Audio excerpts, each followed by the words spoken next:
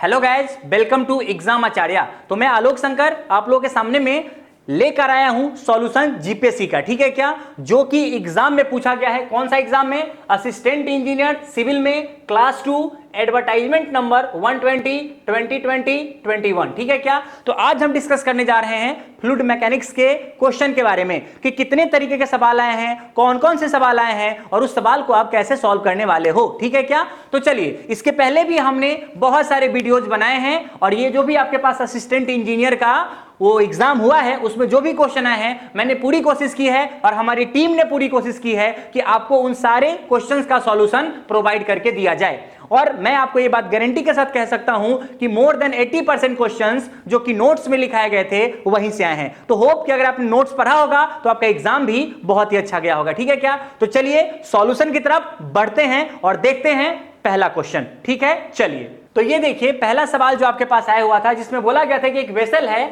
जिसका volume 4 metre cube है। मतलब कि मुझे पता है कि 4 मीटर क्यूब का आपके पास क्या है, वॉल्यूम है। और उसका बोला गया है क्या कि उसमें स्पेसिफिक वेट आपको निकालना है। You have to find out the specific weight का value. Okay okay okay. And आपके पास जो टोटल का टोटल वेट दिया हुआ है ना, वो कितना दिया हुआ है, जो टोटल वेट है वो 30 किलो न्यूटन दिया हुआ है। और ये बहुत ही आसान सवाल है। पहला पेज अगर आप किसी भी फ्लूइड मैकेनिक्स के किताब का या किसी के भी नोट्स का उठाओगे ना तो आपको यही फॉर्मूला मिलेगा। और फॉर्मूला क्या होता है कि specific weight equal to weight upon volume volume volume. और वेट भी आपको पता है कितना वेट है आपके पास, 30 किलो न्यूटन। और वॉल्यूम कितना है आपके पास, 4 मीटर क्यूब। इसका मतलब ये कितना आ जाएगा, दिस बिकम्स 7.5 किलो न्यूटन पर मीटर क्यूब, ठीक है क्या। और यही आपके पास क्या हो जाएगा, आंसर हो जाएगा स्पेसिफिक वेट का। तो क्या है ऑप्शन, देखिए this is the first option. ये पहला ऑप्शन आपके पास होने वाला है जो कि करेक्ट हो जाएगा, करेक्ट हो जाएगा। ग्रेट। तो बहुत ही आसान क्वेश्चन, मुझे लगता है कि फ्लूइड मैकेनिक्स का ये सबसे आसान क्वेश्चन था। यू समझ आ रहा है ना, आपको समझ में आ गया होगा, यू लाइक इट, ठीक है। चलिए, तो अब बढ़ते हैं दूसरे क्वेश्चन की तरफ। देखिएगा यहां पे आपके पास एक दूसरा क्वेश्चन आ रहा है कि the mercury does not wet the glass, this is due to the property of liquid known as. देखिए ये थोड़ा सा ट्रिकी क्वेश्चन है कि भैया मरकरी जो है ना वो कभी भी ग्लास को वेट नहीं करता है। अगर आपने कभी भी वेटिंग और नॉन वेटिंग टेंडेंसी के बारे में पढ़ी है, अगर आपने कभी भी waiting and non waiting tendency के बारे में पढ़ी है, waiting and non waiting tendency के बारे में पढ़ी है, तो एक बात आपको पता होगा कि वेटिंग जो होता है ना वो ड्यू टू एडहेशन होता है। वेटिंग जो होता है वो ड्यू टू एडहेशन होता है और नॉन वेटिंग जो होती है ना वो ड्यू टू कोहेशन होता है। और आप अगर जानते हो तो जो मरकरी होता है ना उसके बीच में बहुत ही ज्यादा हेवी कोहेसिव फोर्सेस होते हैं। मतलब कि intermolecular force of attraction between the mercury molecules is very very very very high, ठीक है क्या। तो यहां पे आप बोल सकते हो कि Hg के बीच में क्या होने वाला है, कोहेसिव फोर्सेस का वैल्यू, कोहेसिव फोर्सेस का वैल्यू है ना वो बहुत ही ज्यादा होने वाला है, लार्ज होने वाला है, लार्ज होने वाला है, ठीक है क्या। और अगर उसके बीच में ना इंटरमोलिकुलर फोर्स ऑफ अट्रैक्शन बहुत ज्यादा है ना तो वो एक दूसरे के रिस्पेक्ट में स्प्रीड नहीं करेगा, तो क्या हो जाएगा, अपने आप को होल्ड करके रख पाएगा। तो यहां पे अगर कोई एक लाइन में पूछता है कि सिंपल बताइए कि मरकरी वेट नहीं करता है ग्लास को, उसका रीजन क्या है, याद रखिएगा उसका रीजन क्या है। तो उसका रीजन है कोहेसिव फोर्सेस, कि उसमें कोहेशन बहुत ज्यादा है, कोहेशन बहुत ज्यादा है। बट यहां पे आंसर दिया हुआ है सरफेस टेंशन। देखिए इसलिए मैंने बोला कि this is little bit tricky कि आप इस सवाल को किस वे में ले रहे हो वो आपके लिए जाना जरूरी है। सर जी ऐसा क्यों बोल रहे हो आप, क्योंकि देखिए ये होता जरूर है कोहेशन के कारण, लेकिन सरफेस टेंशन जो होता है ना उसका भी मेन कॉज कोहेशन ही है। लेकिन अगर एक लाइन में पूछा जाए कि भैया अगर आपके पास मरकरी ग्लास को वेट नहीं करता है, what is the main reason responsible for that, तो कोहेसिव फोर्सेस, ठीक है क्या। सरफेस टेंशन बाद में आएगा, लेकिन फर्स्ट स्टेप क्या हो जाएगा, कोहेसिव फोर्सेस। सरफेस टेंशन बोलना is not a very good idea, yes, but ये सही है कि surface tension is also due to the cohesive forces. इसलिए अगर आप मेरी माने तो यहां पे जो बिल्कुल एप्रोप्रिएट आंसर होना चाहिए वो क्या होना चाहिए, कोहेशन होना चाहिए, कोहेशन होना चाहिए। चलिए, तो होप कि आपको समझ में आ रहा होगा। चलिए नेक्स्ट क्वेश्चन की तरफ चलते हैं। ध्यान से देखिएगा, बोला गया है कि अगर आपके पास एक वर्टिकल वॉल है, लेट अस सपोज करिए कि मेरे पास एक वर्टिकल वॉल है, there is a vertical wall, there is a vertical wall, हमारे पास एक वर्टिकल वॉल मैंने बना दिया है। और इस वर्टिकल वॉल के दोनों तरफ क्या किया मैंने, फ्लूइड का फ्लो करा दिया। मतलब कि कुछ फ्लूइड इधर से भी फ्लो हो रहा है, there is some fluid flow from this side and there is some fluid flow from this side. कुछ फ्लूइड का फ्लो इस साइड से हो रहा है, इस साइड से हो रहा है। बहुत ही बढ़िया बात है। तो आप मुझे बताइए और बताने का कष्ट करें कि आपको नहीं लगता है क्या कि अगर आपके पास कोई भी फ्लूइड किसी सॉलिड सरफेस के ऊपर टकराएगा तो there is a there is a generation of the hydrostatic force, और आपके पास इधर क्या लगेगा, एक हाइड्रोस्टैटिक फोर्स लग जाएगा, और मैंने बोला लेट अस सपोज करिए कि ये वन साइड का है तो यहाँ पे प्रेशर P1 लग जाएगा, और इधर में क्या लग जाएगा, लेट अस सपोज करिए कि इधर में प्रेशर आपके पास P2 लग जाएगा। तो क्या बोला गया है कि जो रिजल्टेंट प्रेशर होगा क्या होगा, सीधी सी बात है ना भाई, कि अगर कोई बोलता है कि इधर से मैं 20 न्यूटन पर मीटर स्क्वायर का प्रेशर लगा रहा हूं और इधर से मैं 10 न्यूटन पर मीटर स्क्वायर का प्रेशर लगा रहा हूं, तो what is the total pressure experience by this वाल। सिंपल है, डिफरेंस ऑफ द प्रेशर, इन दोनों के प्रेशर का जो डिफरेंस होगा वही प्रेशर आप क्या करने वाले हो, एक्सर्ट करने वाले हो। तो क्या हो जाएगा, simply difference of the pressure. तो होप कि ये समझ में आ गया होगा आप लोगों को। चलिए तो बढ़ते हैं नेक्स्ट क्वेश्चन की तरफ। ओके, देखिए यहां पे बहुत ही आसान सा सवाल दिया गया है, बोला गया है क्या कि एक बॉडी फ्लोट कर रहा है लिक्विड में, बताना है कि न्यूट्रल इक्विलिब्रियम कब होगा। आपको कंडीशन बताया जा चुका है कि देयर आर 3 कंडीशन। अगर मान लीजिए कि जीएम का मतलब क्या होता है, जीएम का मतलब होता है मेटासेंट्रिक हाइट, जीएम का क्या मतलब होता है, मेटासेंट्रिक हाइट, मेटासेंट्रिक हाइट। और अगर आपको कभी पता करना है फ्लोटिंग बॉडी के बारे में, और अगर आपका जीएम ग्रेटर देन 0 है तो याद रखिएगा उस तरीके के इक्विलिब्रियम को बोलते हैं स्टेबल इक्विलिब्रियम। सही है क्या? अगर आप बोलते हो कि जीएम का वैल्यू लेस देन 0 है तो इस तरीके के इक्विलिब्रियम को बोलते हैं अनस्टेबल इक्विलिब्रियम। और अगर आपके पास जीएम का वैल्यू 0 के बराबर हो जाएगा तो इस तरीके के इक्विलिब्रियम को बोलेंगे न्यूट्रल इक्विलिब्रियम। क्या बोलेंगे? Neutral neutral neutral equilibrium. तो सवाल आपके पास यही पूछा है कि मुझको न्यूट्रल इक्विलिब्रियम में रखना है, बताइए क्या होने वाला है। तो आपको सिंपल सी बात है कि जी का मतलब है ग्रेविटी और एम का मतलब है मेटा सेंटर। मेटा सेंटर और ग्रेविटी जो है ना एक दूसरे से कोइंसाइड करने चाहिए, तभी तो जीएम का वैल्यू 0 होने वाला है ना। इसलिए क्या हो जाएगा, ए इज द करेक्ट ऑप्शन कि ये सेंटर ऑफ ग्रेविटी जो है कोइंसाइड करेगा मेटा सेंटर से। तो बहुत ही आसान क्वेश्चन आपको मैंने सॉल्व करके दे दिया है। चलिए नेक्स्ट क्वेश्चन की तरफ चलते हैं, ठीक है क्या? देखिए चौथा क्वेश्चन बोला गया कि आपके पास एक इमेजिनरी लाइन ड्रॉ करना है फ्लूइड पे such that the tangent to any point gives the direction of the motion. देखिए इतना फेमस लाइन है नहीं, ये इतना फेमस लाइन है कि जब आपने कभी भी फ्लूइड काइनेमेटिक्स पढ़ा होगा ना, तो लेट अस सपोज कि मैंने एक लाइन बना दिया। ये क्या है? मैंने बोला कि फ्लूइड का फ्लो हो रहा होगा और इस लाइन का नाम होता है स्ट्रीम लाइन। इस लाइन का क्या नाम होता है? Stream line, stream line. और लोग बोलते हैं स्ट्रीम लाइन के बारे में कि जो स्ट्रीम लाइन होता है ना, अगर उसके किसी भी पॉइंट पे अगर आप टेंजेंट मारोगे ना तो वेलोसिटी का डायरेक्शन बता देगा आपको।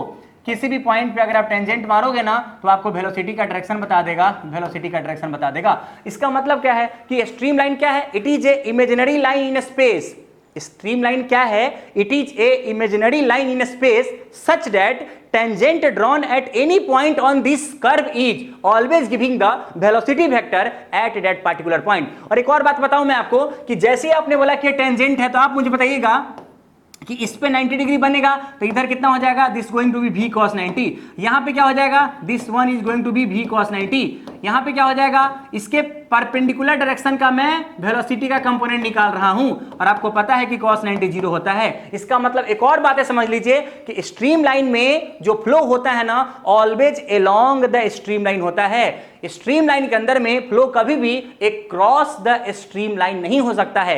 मींस कि no flow possible perpendicular to the stream line, stream line के केस में कभी संभव नहीं होने वाला है। ठीक है क्या? तो बोला गया कि कब ऐसा होगा कि आप एक ऐसा कर्व मानिए और उस पर टेंजेंट डालिएगा तो वेलोसिटी का डायरेक्शन दे देगा, जब आप स्ट्रीम लाइन की बात करोगे। तो देखिए such a option is stream line, stream line. तो सच ए इजी क्वेश्चन, ठीक है क्या? चलिए तो हम नेक्स्ट क्वेश्चन की तरफ चलते हैं। देखिए नेक्स्ट क्वेश्चन बोला गया कि आपके पास यूलर्स इक्वेशन के बारे में बात करें। यूलर्स इक्वेशन का क्या एजम्पशंस है? अगर आपको कभी याद होगा तो जैसे सबसे पहले आता है नेवियर स्टोक्स इक्वेशन। मैं आपको थोड़ी सी पुरानी बातें बता दूं। सबसे पहले आता है Navier Stokes equation. Navier Stokes equation के बारे में लोग बोलते हैं कि यहां पे कौन कौन सा फोर्स लगता है। सबसे पहले तो यहां पे विस्कस फोर्स लगता है। क्या लगता है? विस्कस फोर्स, मतलब विस्कोसिटी को नेवियर स्टोक्स ने कंसीडर किया हुआ है। दूसरा आपके पास यहां पे प्रेशर का फोर्स लगता है। तीसरा आपके पास यहां पे ग्रेविटी का फोर्स लगता है। ये 3 फोर्सेस लगते हैं whenever we will discuss about the Navier Stokes equation. But जैसे हम नेवियर स्टोक्स को ना यूलर्स इक्वेशन में कन्वर्ट करते हैं ना, तो यूलर्स इक्वेशन में जब ये जाएगा ना तो इसका एक एजम्पशन जो है ना वो खत्म हो जाएगा। और पहला एजम्पशन कौन सा है? अब ये नॉन विस्कस हो जाएगा, नॉन विस्कस हो जाएगा, नॉन विस्कस हो जाएगा। सही है क्या? तो नॉन विस्कस तो होना पक्का आपके पास है, और प्रेशर फोर्स और ग्रेविटी फोर्स तो रहेगा ही, उसमें दिक्कत नहीं है। लेकिन अब ये नॉन विस्कस हो जाएगा आपके पास, मतलब कि आपके पास विस्कोसिटी वाला फोर्स जो है ना, अब यूलर साहब ने बोला कि मेरे को नहीं मानने का है। लेकिन इसके अलावा भी आपके पास क्या क्या एजम्पशंस होते हैं कि इनकम्प्रेसिबल होना चाहिए, क्या होना चाहिए? इनकम्प्रेसिबल होना चाहिए, एसटीडी होना चाहिए। ये सारे एजम्पशंस है जो कि माना गया है किसके द्वारा? यूलर्स इक्वेशन के द्वारा। और फ्लो जो है ना एलोंग ए स्ट्रीमलाइन होना चाहिए। फ्लो क्या होना चाहिए? एलोंग ए स्ट्रीमलाइन होना चाहिए। सर जी इतनी बातें आपको कैसे पता? क्योंकि आपको मैं बताऊं कि कभी कोई आपसे पूछेगा कि भैया बर्नौलीज इक्वेशन आपने पढ़ा है क्या? यस, सबने पढ़ा है बर्नौली इक्वेशन। बर्नौली इक्वेशन कहां से निकल के आता है? यूलर्स इक्वेशन से निकल के आता है। और अगर आपको बर्नौलीज इक्वेशन का एजम्पशंस पता होगा तो सारे के सारे एजम्पशंस वही होंगे बर्नौली इक्वेशन के जो कि यूलर्स इक्वेशन के एजम्पशंस होने वाले हैं। तो देखिए क्या है कि पहला है कि फ्लूइड इज नॉन विस्कस, बिल्कुल सही बात है। होमोजीनियस, यस, होमोजीनियस का मतलब उसका डेंसिटी जो है ना थ्रू आउट कांस्टेंट मान रहे हैं हम लोग। और क्या है? इनकम्प्रेसिबल, बिल्कुल सही ऑप्शन आपके पास है ये। दूसरा है कि velocity of the flow is uniform, ये भी एजम्पशंस बिल्कुल सही है। और तीसरा आपके पास क्या बोला है आपने? तीसरा बोला है क्या कि flow is continuous, STD and along the streamline, ये भी सही है। इसका क्या मतलब है कि यूलर्स इक्वेशन का एजम्पशंस है वो बहुत सारे हैं और ये सारे के सारे assumptions is correct as far as the Euler's equation is concern. तो क्या हो जाएगा? D is right option. Hope आपको बातें समझ में आ रही होगी। तो चलिए नेक्स्ट क्वेश्चन की तरफ चलते हैं। देखिए बोला गया कि कोफिशिएंट ऑफ डिस्चार्ज अगर माउथ पीसेस के लिए करेंगे तो किस पे डिपेंड करेगा? देखिए बहुत ही आसान सवाल है। अगर आप कभी भी सीडी के बारे वैल्यू के बारे में बात करते हैं तो जनरली कितना होता है? 0.855, ठीक है क्या? लेकिन ये डिपेंड किस पे करता है? लेंथ पे। आपने पढ़ा है और क्लास नोट्स में भी लिखा के दिया गया है कि जो आपके पास ये कोफिशिएंट ऑफ डिस्चार्ज जो होता है ना, सीडी का जो वैल्यू होता है कोफिशिएंट ऑफ डिस्चार्ज, वो किस पे डिपेंड करेगा भाई साहब? डिपेंड करेगा कि लेंथ कितना है माउथ पीसेस का। तो बहुत ही स्ट्रेट फॉरवर्ड क्वेश्चन था। I am not going to draw any kind of the diagram because आपको पता है कि बहुत ही स्ट्रेट फॉरवर्ड आपके पास क्या है? सवाल है, ठीक है क्या? तो चलिए नेक्स्ट क्वेश्चन की तरफ चलते हैं। बोला गया लॉन स्प्रिंकल। देखिए बहुत ही सिंपल सवाल, लॉन स्प्रिंकल किस प्रिंसिपल पे वर्क करता है और किस इक्वेशन पे वर्क करता है? बहुत ही आसान सवाल है और इसका आंसर जो आपके स्क्रीन के सामने पे दिख रहा है, मोमेंट ऑफ मोमेंटम प्रिंसिपल। जब आप इसका न्यूमेरिकल कैलकुलेशन लगाओगे ना तो this is little bit hectic calculation. क्यों? क्योंकि मोमेंट ऑफ मोमेंटम प्रिंसिपल जो है ना उसका मैथमेटिकल कैलकुलेशन थोड़ा सा लंबा होता है। लेकिन आपको मैथमेटिकल कैलकुलेशन कभी नहीं पूछता एग्जाम में, आपसे सिर्फ पूछा है कि लॉन स्प्रिंकल जो होता है वो किस इक्वेशन पे बेस्ड है, किस थ्योरी पे बेस्ड है। तो हमेशा याद रखिएगा किस पे बेस्ड है? मोमेंट ऑफ मोमेंटम प्रिंसिपल के ऊपर में। तो बहुत ही ज्यादा स्ट्रेट फॉरवर्ड क्वेश्चन है, तो मैं इसको बहुत ज्यादा एक्सप्लेन नहीं कर रहा हूं क्योंकि मतलब नहीं है इसको ज्यादा एक्सप्लेन करने का, ठीक है क्या? चलिए तो नेक्स्ट क्वेश्चन की तरफ चलते हैं। फिर से देखिए फ्री नैप। फ्री नैप का मतलब क्या है? फ्री नैप का सिंपल सा मतलब है कि अगर आपने कभी भी ना वियर पढ़ा होगा, वियर का क्या मतलब है? नोच एंड वियर। वियर आपके पास एक मशीनरी स्ट्रक्चर होता है, जैसे कि छोटा सा डैम नहीं होता है क्या? जैसा डैम होता है वैसा ही वियर होता है कि जो वाटर के स्टोरेज को क्या करता है? कंट्रोल करता है। तो अगर आप फ्री नैप के बारे में जानते हो ना तो फ्री नैप के बारे में बहुत ही सिंपल सा स्टोरी ये है कि जैसे मान लीजिए कि आपके पास ना एक वियर मैंने बना दिया। लेट अस सपोज करिए कि मैंने आपके सामने में क्या कर दिया? एक बियर बना दिया और यहां से आपके पास ना वाटर का फ्लो होना शुरू हो जाएगा। वाटर का या किसी भी तरीके का फ्लो आप करा रहे हो। तो सिंपल सी बात है कि इसके यहां पे जो आपके पास ये जो आपके पास प्रेशर होने वाला है ये नैप का, इसको क्या बोलते हैं? नैप, ठीक है? यहां पे जो आपके पास प्रेशर होने वाला है वो एटमॉस्फेरिक प्रेशर होता है हमेशा। क्या होता है? Atmospheric pressure. हमेशा यहां पे एटमॉस्फेरिक प्रेशर होगा। स्ट्रेट फॉरवर्ड क्वेश्चन है, लेकिन हाँ थोड़ा सा ट्रिकी क्वेश्चन है, थोड़ा सा ट्रिकी है, थ्योरेटिकल क्वेश्चन है, पढ़ना पड़ेगा क्योंकि अगर बिना नहीं पढ़े जाएंगे तो ये नहीं पता चलेगा। इसलिए पढ़ना बहुत ज्यादा जरूरी है। Notches and weir, mouth pieces and orifice, बहुत इंपॉर्टेंट टॉपिक है as far as the state examination is concern, ठीक है क्या? चलिए तो नेक्स्ट क्वेश्चन की तरफ बढ़ते हैं। नेक्स्ट क्वेश्चन की तरफ 10वां क्वेश्चन देखिएगा, बड़ा ही इंपॉर्टेंट है और बहुत ही फेमस सवाल है। नाम है वाटर हैमर या वाटर हैमरिंग भी बोलते हैं इसको लोग। वाटर हैमर के बारे में हम आपको यहाँ पे डिस्कशन करके देने जा रहे हैं। ये वाटर हैमरिंग क्या है? वाटर हैमरिंग का क्या मतलब है कि जैसे ऐसा सपोज करिए कि हमारे पास ना एक पाइप है। लेट अस सपोज करिए कि हमारे पास एक पाइप है, और हमारा ना फ्लो हो रहा है, हमारा फ्लो हो रहा है। अब बहुत ही सिंपल सा बात है कि जब एक लिक्विड का फ्लो होगा तो उसमें कुछ ना कुछ तो एनर्जी होगी। यस सर जी, कौन सा एनर्जी होगा? इसमें होने वाला है काइनेटिक एनर्जी, और जो काइनेटिक एनर्जी होगा क्या होगा? Half mv²। क्या होगा?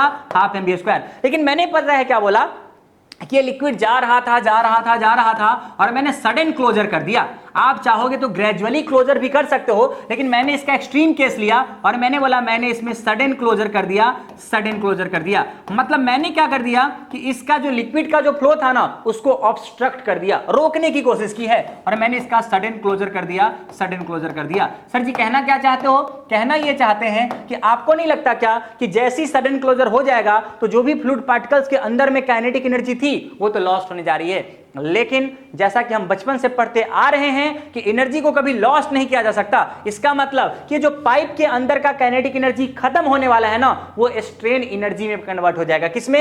ये जो काइनेटिक एनर्जी है converted into the strain energy, strain energy. और स्ट्रेन एनर्जी क्या होता है आपने सॉम में जरूर पढ़ा है, जरूर पढ़ा है, जरूर पढ़ा है, ठीक है क्या? चलिए मैंने बोला कि लेट अस सपोज करिए कि हमारे पास काइनेटिक एनर्जी कितना था, हाफ mv² और हमारे पास ये किस में कन्वर्ट हो जाएगा, sigma square upon 2e into volume volume volume. मैंने strain energy per unit volume ले लिया है तो टोटल स्ट्रेन एनर्जी कितना हो जाएगा, स्ट्रेन एनर्जी इंटू वॉल्यूम। ठीक है, अब आप मुझे बता दीजिए कि मेरे को एक छोटी सी समस्या है। क्या समस्या है कि ये मास को क्या लिख सकते हैं? सर जी डेंसिटी इंटू वॉल्यूम, और वॉल्यूम को क्या लिख सकते हैं? Area into length. Oh my God, this is absolutely correct. और ये क्या हो जाएगा, v²। और यहाँ पे वेलोसिटी है याद रखिएगा, और ये हो जाएगा sigma square upon 2e into हो जाएगा एरिया इंटू लेंथ। अब अगर आप बहुत ध्यान से देखोगे ना तो एरिया इंटू लेंथ ने एरिया इंटू लेंथ को मार दिया, एरिया इंटू लेंथ ने एरिया इंटू लेंथ को मार दिया, 2 ने 2 को मार दिया। तो पता है क्या बच रहा है बच्चा लोग? बच रहा है आपके पास, देखते रहिएगा, सिग्मा इंटू v² और इक्वल टू आपके पास बच जाएगा इधर से sigma square divided by E. आप अगर इस पूरे इक्वेशन को ध्यान से देखोगे ना, मैंने कुछ गलत तो नहीं लिखा? ओके, यहाँ पे रो लिखना पड़ेगा आपको, यहाँ पे रो लिख लीजिए, रो लिखिए, rho into v² upon sigma square upon E. अगर आप इस इक्वेशन को ध्यान से देखोगे ना तो सिग्मा का क्या मतलब है, जो कि आपने प्रेशर क्रिएट किया होगा। किस पे डिपेंड करेगा? वेलोसिटी पे डिपेंड करेगा, मटेरियल पे डिपेंड करेगा और मटेरियल के प्रॉपर्टी पे डिपेंड करेगा। देखिए क्या बोला गया है, क्या कि स्पीड पे डिपेंड करेगा, सही बात है। इलास्टिक प्रॉपर्टी मतलब ई पे डिपेंड करेगा, सही बात है। और आपके पास क्या है, elastic property of the pipe material मतलब कि डेंसिटी के बारे में बात कर रहा है, इस पे भी डिपेंड करेगा। मतलब कि all the 3 factors are responsible for the magnitude of the water hammer. क्या हो जाएगा option C is the correct option. It is a good question, it is a good question, लेकिन आपको जरूर से जरूर आता रहा होगा। अगर नहीं आता है तो आप इस वीडियो से अपने आप को बेनिफिट कर सकते हो, ठीक है क्या? चलिए तो नेक्स्ट क्वेश्चन की तरफ चलते हैं। नेक्स्ट क्वेश्चन देखते हैं। नेक्स्ट क्वेश्चन अगर आप ध्यान से देखोगे ना तो बोला गया है कि discharge through a channel of circular section. Circular section के बारे में जब हम बात करते हैं तो लेट अस सपोज करिए कि हमारे पास एक सर्कुलर सेक्शन है, और एक्चुअली वैसे तो मैंने जब बच्चों को पढ़ाया था तो उनको याद करा दिया था कि क्या होगा इसका आंसर, लेकिन अगर आप थोड़ा सा देखना चाहते हो तो मैं आपको दिखा देता हूं कि लेट अस सपोज करिए कि हमारे पास शुरुआत में इस लेवल पे हमारे पास ना वाटर भरा हुआ था या कोई भी लिक्विड आपके पास भरा हुआ था, और मैंने बोला कि हमारे पास ये जो पूरा का पूरा रेडियस है ना, लेट अस सपोज कि r है, और ये जितना डेप्थ तक हमने वाटर को फिल किया है ना उस सर्कुलर ओपन चैनल में, उसका जो आपके पास डिस्टेंस है ना या डेप्थ है ना वो y है। और अगर आप ध्यान से देखोगे तो ये वाला आपके पास क्या हो जाएगा, θ/2, और ये वाला भी क्या हो जाएगा, θ/2। यहां से आप क्या करोगे, कुछ भी नहीं करना है। यहां से आप छोटा सा इक्वेशन लिखोगे, कैलकुलेट करोगे ना तो डिस्चार्ज का जो वैल्यू आपके पास आने वाला है वो हमेशा आ जाएगा कि जो भी मैक्सिमम आपके पास डिस्चार्ज होगा उसके लिए आपके पास डायमीटर कितना होना चाहिए। ध्यान से देख लीजिए। तो ये अगर आप इसका प्रूफ देखना चाहते हैं तो आप हमारे वीडियो लेक्चर्स को फॉलो कर सकते हैं। Otherwise this is the very very easy question कि आपको 0.95 इसका आंसर आ जाएगा, ठीक है क्या? तो यहां पे सिंपल क्या करना पड़ेगा, आपको एक छोटा सा y का इक्वेशन निकालना पड़ेगा। y का इक्वेशन क्या हो जाएगा, r माइनस r cos θ/2। क्या हो जाएगा सर जी, ये कैसे लिखा आपने? अरे बहुत आसान है ना, यहां से यहां तक का डिस्टेंस आपने क्या बोला था, r बोला था। तो आप ये छोटा सा ट्रायंगल देखो ना, ये छोटा सा ट्रायंगल क्या दिख रहा है आप लोगों को? अरे क्या दिख रहा है छोटा सा ट्रायंगल? ये वाला आपके पास θ/2 दिख रहा है क्या, और ये वाला आपके पास θ/2 दिख रहा है क्या? तो क्या ये वाला डिस्टेंस आपको नहीं पता चल जाएगा क्या? अगर ये वाला r है तो यस सर जी, ये वाला हो जाएगा r cos θ/2। इसका मतलब कि y का वैल्यू क्या हो जाएगा, y equal to r into 1 minus cos θ/2। इसको और अच्छे से लिखोगे ये हो जाएगा 1 माइनस cos θ/2 y का वैल्यू। और पता है डिस्चार्ज जो मैक्सिमम होने वाला है ना वो कितने डिग्री पे होगा, यहां से आपको मैथमेटिकली कैलकुलेट करोगे तो पता चल जाएगा, ये 0.95 आपके पास आ जाएगा। तो होप कि आपको समझ में आ रहा होगा। मैं इसके कैलकुलेशन पार्ट को करके नहीं दिखा रहा हूं, अदरवाइज आप भी बोलोगे नहीं सर जी 0.95 भी बढ़िया था, ठीक है क्या? चलिए तो अगले क्वेश्चन की तरफ चलते हैं। देखिए तो आपके पास अगला क्वेश्चन क्या है कि ब्रेकिंग जेट एक इंपल्स टरबाइन में किस लिए इस्तेमाल होता है। आपको पता है कि इंपल्स टरबाइन कैसा होता है, एक टेंजेंशियल फ्लो टरबाइन है और इसमें जो इनलेट ऑफ द टरबाइन पे क्या होता है, सिर्फ और सिर्फ काइनेटिक एनर्जी होती है। तो जब आपका पूरा का पूरा रोटर जो है ना वो घूमने लगेगा घूमने लगेगा घूमने लगेगा घूमने लगेगा, तो आपको कभी कभी क्या होता है, इतना ज्यादा हेवी मोमेंटम हो जाता है उसके अंदर में कि जब आप उसको रोकेंगे भी ना, जब आपने स्टॉप भी कर दिया तो इतनी जल्दी स्टॉप नहीं होगा, because that rotor have a lot of kinetic energy, lot of kinetic energy. तो आप चाहते हो कि यार आज अभी मैंने उस पर ब्रेक लगा दिया, फिर भी पता चला कि 3 घंटे बाद रुक रहा है जाके,